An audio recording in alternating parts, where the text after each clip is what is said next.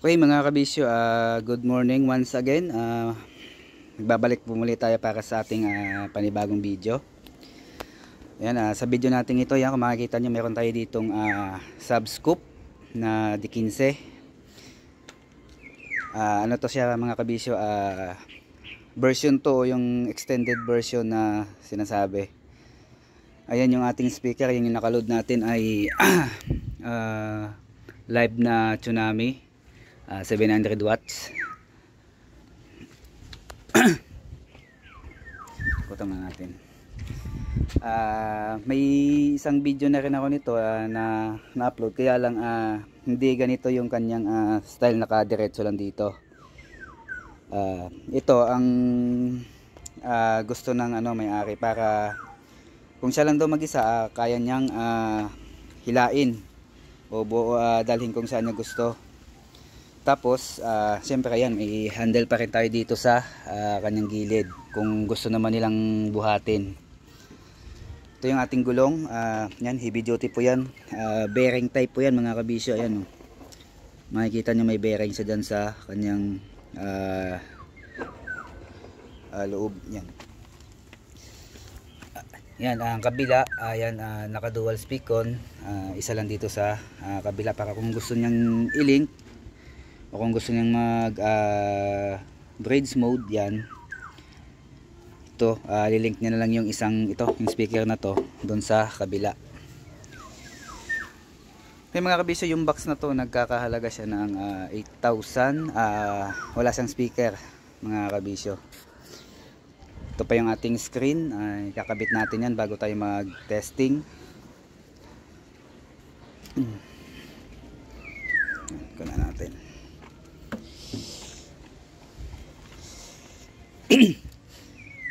Ito, yung gamit natin dito ay nakatinat. Tapos ayun yung kanyang sa gulong niya, yan, nakatinat din yan mga kabisyo, para siguradong matibay, hindi basta-basta kakalas yung gulong sa box. Okay mga kabisyo, ikabit muna natin yung screen ng ating box para makapag testing na tayo. Yan na mga kabisyo, nakabit na natin yung ating metal screen. Magsa sound check na tayo. Nakabit na rin natin yung ating wire. Siyempre yung gagamitin nating ampli ay GX 5000, pero yung source ng audio natin ay manggagaling dito sa ating 602R Plus na concert. Tapos naka Bluetooth tayo galing dito sa cellphone na to, kasi ito hindi natin marekta mismo dito sa ating ampli na GX 5000 dahil nagloloko yung Bluetooth niya, minsan napuputol yung tugtog natin. Kaya dito tayo daan sa ating concert na 602. Tapos kabit na lang tayo ng ito RCA mula dito sa kanyang super bass o super bass dyan, tapos papunta dito sa auxiliary 1.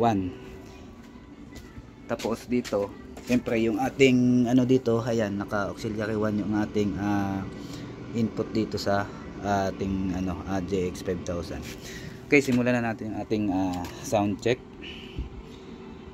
Ito na, plinin natin. Yan.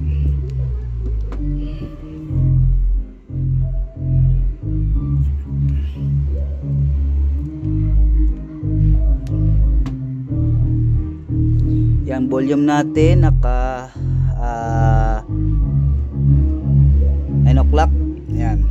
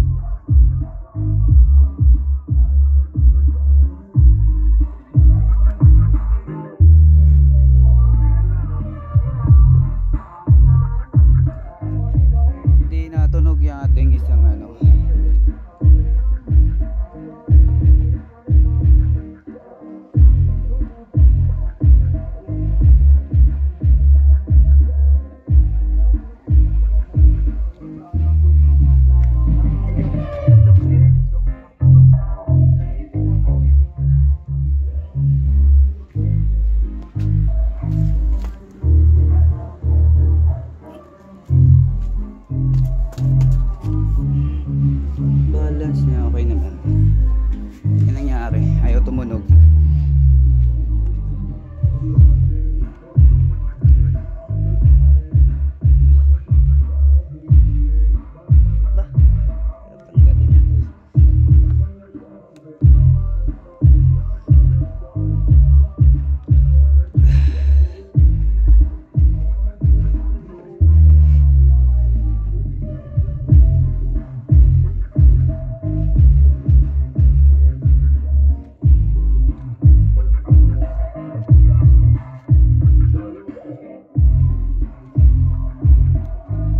Ayusin muna natin yung ating connection. Ito sa video natin,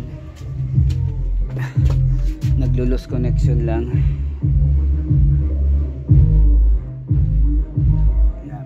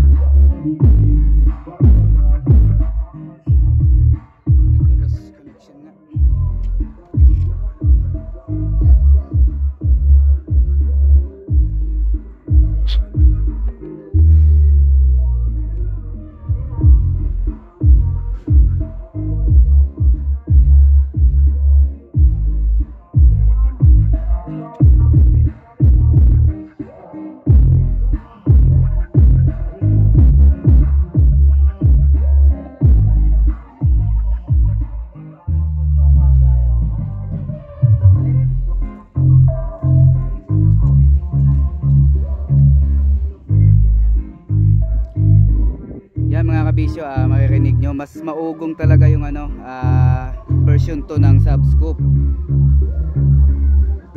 At parang pakiramdam ko mas malambot yung bass niya kumpara dun sa standard version ng Subscoop.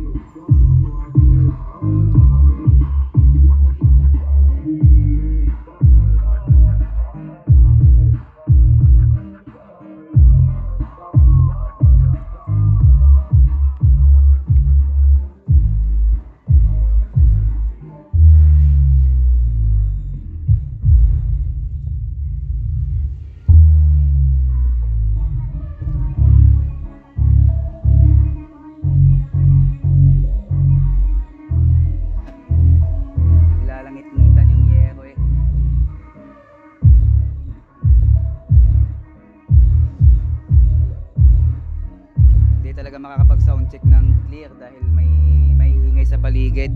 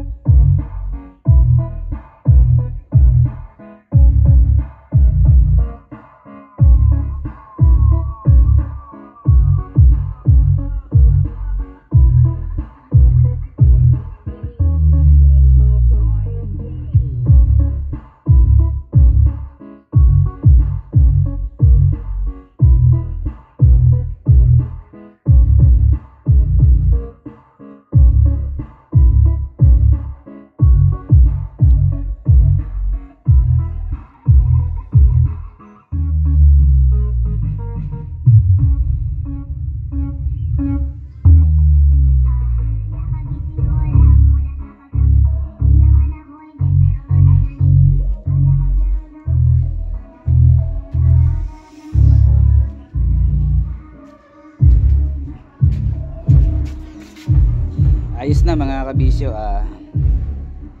okay na ating sound check.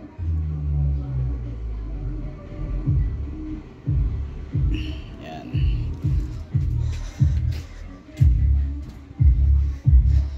Yan po yung ating version 2 na subscope, D15. Yung layout pala nito mga kabisyo ay sasama ko na lang sa video na i-upload. Ilagay ko na lang sa sa pinakauna ng video, kasi minsan hindi napapansin ng iba na nalalagpasan nila, kaya sana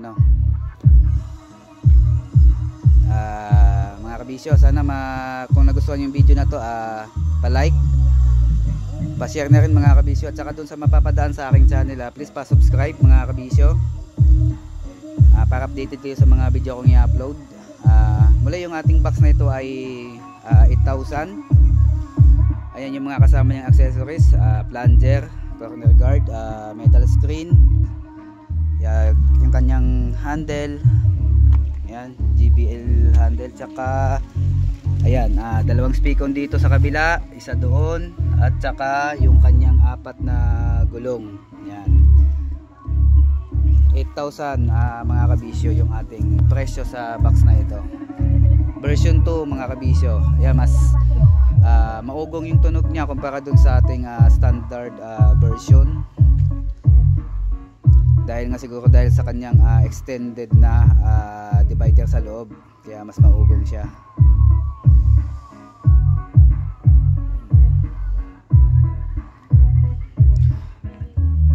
Okay mga kabisyo, baka ito may nakaabang tayo ditong box.